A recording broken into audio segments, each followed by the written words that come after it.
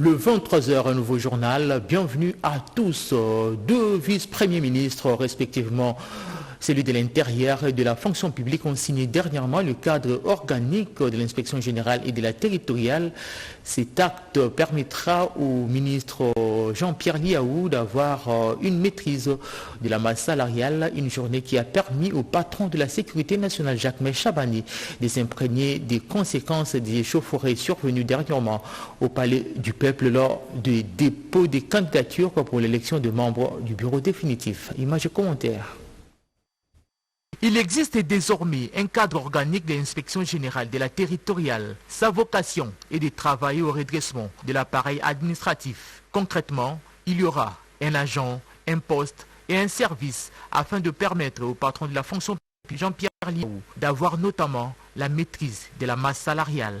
Cet accord fait suite à la rencontre entre le vice-premier ministre, ministre de l'Intérieur et Sécurité, Jacques Chabani, et son collègue de la fonction publique, Jean-Pierre Liaou.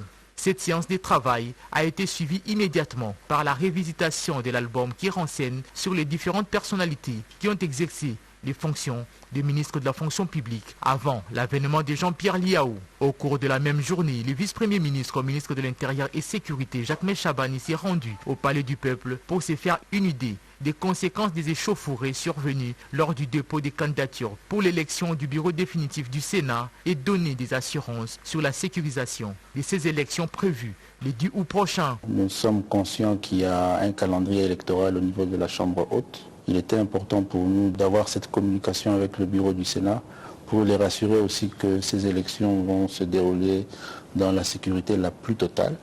Il était aussi important pour nous d'avoir leurs opinions, de savoir exactement ce qui s'est passé, parce qu'il va falloir aussi identifier les responsabilités des uns et des autres et de sanctionner, pour que plus jamais cela ne puisse se répéter en République démocratique du Congo. Il faut toujours avoir à l'esprit que le Palais du Peuple demeure et demeurera le temple de la démocratie.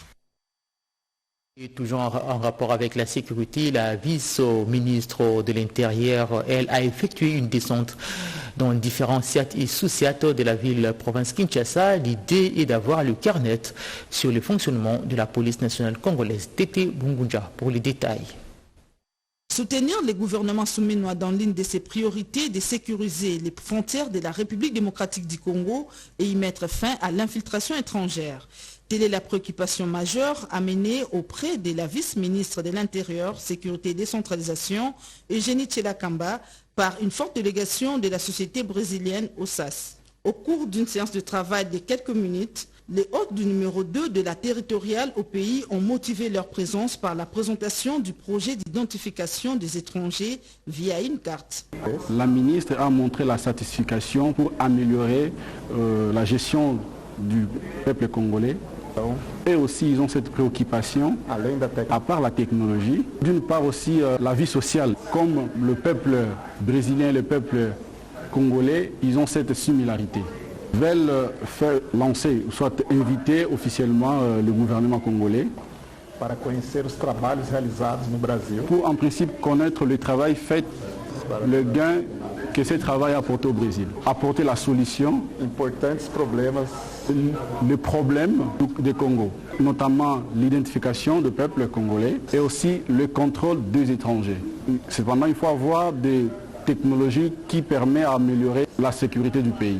Saluant ces projets, la vice-ministre Eugénie Tchelakamba a fait part à cette délégation brésilienne de la ferme volonté du président de la République Félix-Antoine Tshisekedi Tshilombo à mettre fin à l'infiltration étrangère sur le sol congolais et a promis d'en faire part au vice-premier ministre de l'Intérieur. C'était là une délégation brésilienne aux AS reçue par la vice-ministre de l'Intérieur et Sécurité. Eugénie Tchela s'engage à soutenir le gouvernement congolais dans la sécurisation de ses frontières via la carte d'identification des étrangers. Je le disais, la vice-ministre de l'Intérieur a effectué une descente dans différents SIAT et sous-SIAT de la ville province Kinshasa. L'idée est d'avoir le carnet sur le fonctionnement de la police nationale congolaise. Reportage. C'est rassurer du bon fonctionnement de la police nationale congolaise, dont sa mission régalienne de sécuriser les personnes et leurs biens, comme le souhaite le chef de l'État, commandant suprême des forces armées Félix-Antoine Tshisekedi Tshilombo. C'est aussi une des préoccupations majeures de la vice-ministre de l'Intérieur, Sécurité et Décentralisation, Eugénie Tshela Kamba, lors de ses différentes tournées. Ces jours, le numéro 2 de la territoriale s'est rendu au commissariat provincial de Kinshasa où, après avoir reçu les honneurs, a visité différents bureaux de travail pour une inspection. L'ambiance bon enfant a caractérisé le passage de l'autorité. Une visite de courtoisie. La maman doit se rendre compte comment vivent ses enfants, comment ils se mettent au travail tous les jours.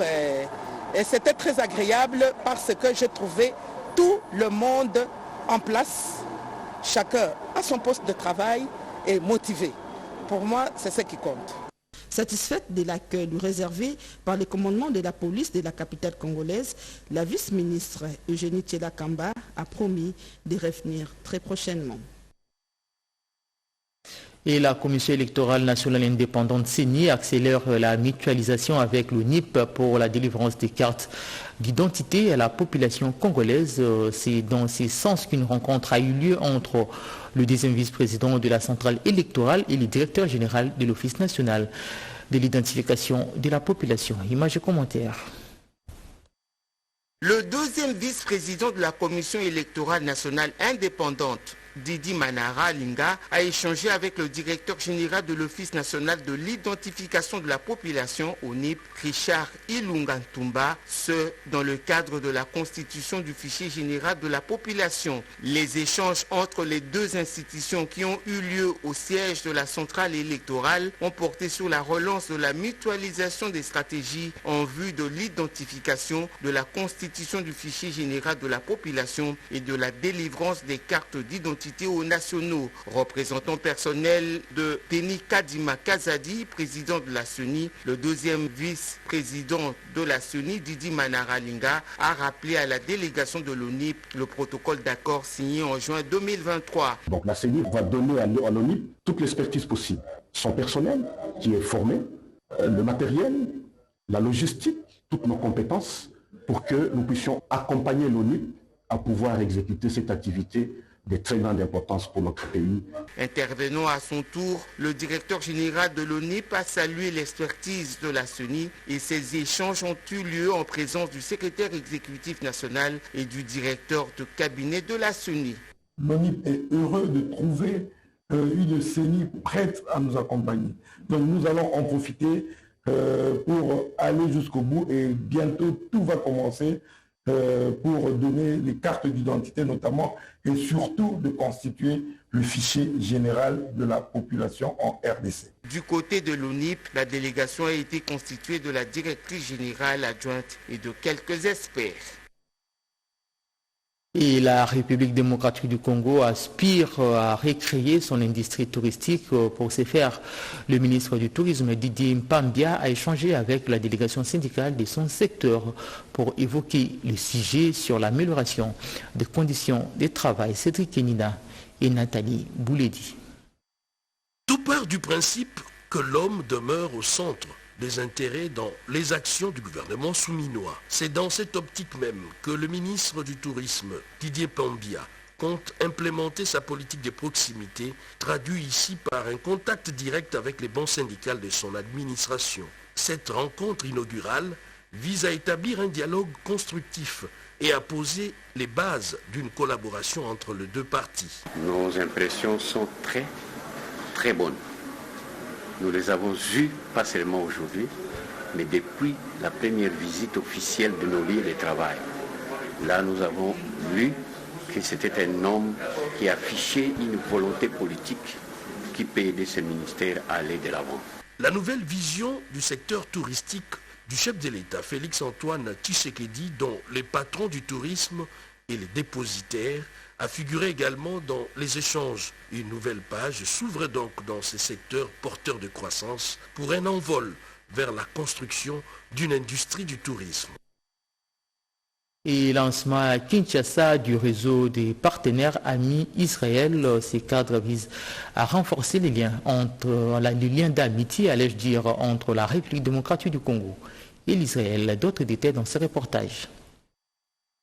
Lancement ce jeudi 8 août 2024 des activités du réseau des parlementaires et personnalités amis d'Israël regroupés au sein d'une structure dénommée RDC Béni Israël, créée en vue de rétablissement des relations avec l'État d'Israël rompu depuis 1973 par le maréchal Mobutu. Une façon de renforcer l'amitié entre juifs, chrétiens, africains et amis d'Israël pour l'unité, la paix et le développement. Car beaucoup de pays africains ont prospéré avec l'assistance d'Israël dans les différents domaines d'activité après leur indépendance. Le chef de l'État, Félix Antoine Tshisekedi Tshilombo, a déjà fait un pas de chercher à renouer des relations diplomatiques avec Israël.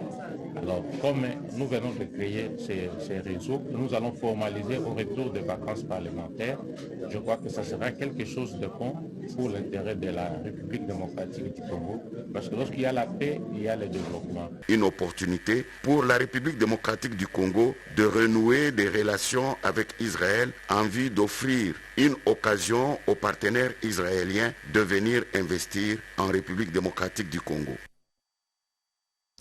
Et les entreprises congolaises qui vont œuvrer dans le cadre du programme sino-congolais ont signé un contrat de travail avec 6SA, avec l'agence congolaise de grands travaux. Ces projets visent la construction de l'aérodrome de Lodja, l'aménagement de Lumbaville et l'installation des poteaux solaires de l'avenue Kituku à Kalemi. Images et commentaires. La construction de l'aéroport de Lodja et l'aménagement de Lumumbaville dans la province du Sankuru, l'installation des poteaux solaires de l'avenue Kituku à Kalemi dans le Tanganyika et la réhabilitation de l'université de Bukavu au sud Kivu vont pouvoir être exécutés. C'est l'essentiel à retenir de cette cérémonie de signature des contrats des travaux par les entreprises congolaises sous-traitant de CISC SA, l'agence congolaise des grands travaux et la partie chinoise. Autour de la table pour cet événement qui marque l'entrée des entreprises congolaises dans le programme sino-congolais, l'APCSC, à travers son directeur général Freddy Chemboyodi, l'agence congolaise des grands travaux, maître d'ouvrage délégué du ministère des ITP pour ces projets et les entreprises Adi Construct, UPC et HCS. Chaque entrepreneur a posé la signature sur le contrat des travaux le concernant avant un héritage symbolique des dossiers sous les applaudissements de l'assistance et l'œil témoin du pasteur Freddy Chembo qui, heureux de cet aboutissement, a un conseil aux entreprises congolaises. Selon la vision du chef de l'État, nous avons poussé les portes. Nous avons vraiment bénéficié de l'appui de la CGT et de l'ouverture d'esprit de CISC. Il y a eu 2 négociations âpres qui aboutissent aujourd'hui à ce début, parce que ce n'est qu'un début, il y a d'autres qui vont suivre. Mais tout ce que nous voulons demander aux entreprises congolaises, c'est de se crédibiliser. Et cela fera que dans l'avenir, d'autres entreprises pourront aussi avoir l'opportunité de participer non seulement à ce programme, mais à d'autres programmes qu'on pourra développer dans l'avenir. Pour la semaine prochaine, il sera procédé à la signature des contrats de réhabilitation de la route Issy-Ropoko et le projet de la construction de la route d'accès au stade de Bunia. La signature du contrat des travaux pour la construction de l'aérodrome de Chikapa ainsi que celui de la construction de l'université de Mbandaka sont programmés juste après. Le ministre de l'Enseignement supérieur et universitaire a entamé une mission d'inspection du projet de modernisation des universités à travers la République démocratique du Congo. En Mbuji-Mayi, la demande plus de célérité dans l'exécution des travaux de construction de l'université officielle de Mbuji-Mayi. Alain Bikaï pour les commentaires.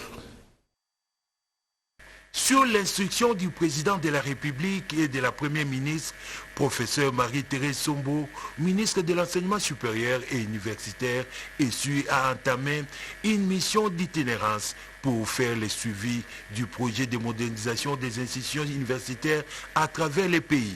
La première étape était la ville de Mbuji-Mayi, où la patronne de l'ESU a été accueillie triomphalement par les vice-gouverneurs qui accompagnaient les responsables d'établissements universitaires et les militants de son parti UDPS. Dès là, les cortèges de Marie-Thérèse Sombo a pris la direction du gouvernorat de cette province où elle a échangé avec le gouverneur Jean-Paul Mbouébois Capo. Sans repos, la dame de fer, elle s'est rendue tout à tout au chantier de l'ISTEM de l'université officielle de Mbujimaï et aux cliniques universitaires pour s'enquérir de l'état d'avancement de ces travaux. Sur place, professeur Marie-Thérèse Sombo a demandé plus de célérité dans l'exécution des travaux afin de permettre aux étudiants d'étudier dans de bonnes conditions. Sans repos, la ministre de l'ESU s'est rendue à l'ISP Kabea-Kamonga. Sur son passage, Marie-Thérèse Sombo était surprise agréablement par la construction d'un bâtiment moderne devant abriter l'ISTEM Kabea-Kamonga par un particulier. Pour l'encourager, la numéro 1 de l'ESU a promis aux promoteurs de signer l'agrément de cet établissement. Ouverture à Kinshasa des travaux de renforcement de capacité du personnel de l'administration à l'Assemblée provinciale de Kinshasa. 2 jours ont suffi pour ces agents et cadres d'être outillés sur les nouvelles technologies dans la gestion dans différents secteurs. Reportage. Plus de 39 000 jeunes attendus pour une formation sur l'assainissement et la lutte contre l'insalubrité. Un échantillon de différents groupes de participants était présent dans la salle de l'hôtel de ville de Kinshasa. Sako Bopeto, une structure d'assainissement, organise cette session de formation avec l'appui du gouverneur de la ville et l'Assemblée provinciale de Kinshasa, déterminée à offrir un environnement sain et propre à la population quinoise. Des animateurs compétents avec expertise avérée sont affectés dans toutes les 24 communes de la ville capitale. Voilà qui justifie la présence de la vice-présidente de l'Assemblée provinciale de Kinshasa, l'honorable Germaine Chinyama Nzolantima, pour témoigner le soutien et l'adhésion totale de la représentation institutionnelle de Kinshasa à ces projets. Étant donné que ces projets contribuent à la création d'emplois pour les jeunes, les présidents du Conseil national de la jeunesse étaient là pour les encourager, voir des milliers de jeunes en formation et engagés pour leur renforcement des capacités avec le concours des professionnels de l'environnement. Germaine Chinyama Nzolantima n'a pas hésité d'exprimer sa joie au nom de l'Assemblée provinciale de Kinshasa. Le président de la République a mis l'accent sur l'assainissement parmi les axes prioritaires de son programme de gouvernement, de s'approprier de tous les enseignements de SACO, et je suis d'un cœur avec vous et j'en parlerai au niveau du plus fort de l'Assemblée provinciale de Kinshasa.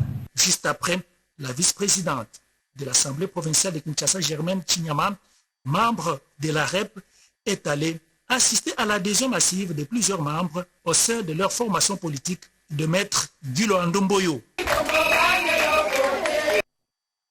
Au gouvernorat de la ville de Kinshasa, le gouverneur a reçu une délégation composée des délégués des différentes confessions religieuses. Occasion pour Daniel Bumba de solliciter l'accompagnement de ces dernières pour la réussite de son programme afin de répondre aux préoccupations des Kinoises et Kinois. Bobo Samba pour les détails. En prélude de l'opération Coup de poing, dont le lancement est imminent, le gouverneur de la ville de Kinshasa, Daniel Bumba Lubaki, associe tous les leaders communautaires pour une appropriation sociale, gage de la réussite de l'opération. Avec les représentants des confessions religieuses, l'échange s'est focalisé sur l'assainissement avec la nécessité d'évacuer les près de 3000 décharges publiques disséminées à travers Kinshasa. Après avoir suivi religieusement le programme du gouvernement provincial, notamment la vision sur l'assainissement de la ville, les représentants des confessions religieuses se sont engagés à accompagner le gouverneur pour la réussite de son mandat. Il a dit qu'il y a 3000 quelques décharges des immondices qui traînent dans la ville. Il faut les évacuer. Et puis, commencer à enseigner nos populations, nos peuples, nos adeptes de l'Église, comment changer la mentalité pour rendre cette ville propre. Ce n'est pas son travail à lui-même, c'est notre travail à nous tous, parce que nous sommes habitants de Kinshasa. Cette délégation des représentants des confessions religieuses était composée de Guy Daniel Tassa de l'ERC, l'imam Famba Ali Amedi de la communauté islamique, Nestor Kouediatouka des églises autochtones traditionnelles, le révérend Pumbalo Zambo de l'église kimbangiste et le major Emmanuel Zola de l'armée du salut. Et puis cette itinérance du ministre provincial du transport sur le riz de la ville province Kinshasa, celui-ci veut s'assurer du respect notamment de courses selon le prix fixé dans la grille tarifaire et proposer une nouvelle politique routière afin de lutter contre les traxeries et le non-respect des règles qui régissent ce secteur. Images et commentaires. Au lendemain de sa prise de fonction officielle, le ministre provincial des Transports et Mobilité urbaine de Kinshasa, Bob Amisoyo Kalumbila, a effectué une itinérance administrative au sein de la division urbaine des transports et voies de communication de Kinshasa afin d'abord de s'enquérir de l'état des lieux des différents bureaux et ensuite échanger avec les responsables autour des défis à relever et les besoins actuels. Au cours de cette descente, le ministre a visité les 14 bureaux sur les 19 que compte la division. Chaque chef de bureau a eu l'opportunité de présenter les activités de son service, les difficultés rencontrées et faire des propositions concrètes d'amélioration. Ensuite, le ministre provincial a présidé une sobre et symbolique séance de travail à l'intention des chefs de division de transport à présence de plusieurs chefs de bureau et quelques membres de son cabinet. Réunion axée sur le processus d'évaluation des besoins urgents et la maîtrise des ressources humaines disponibles. Ensuite, cap vers la direction de la fourrière de la police de Limité au niveau de l'échangeur afin d'évaluer la situation à la suite de l'incendie survenu le 1er août dernier,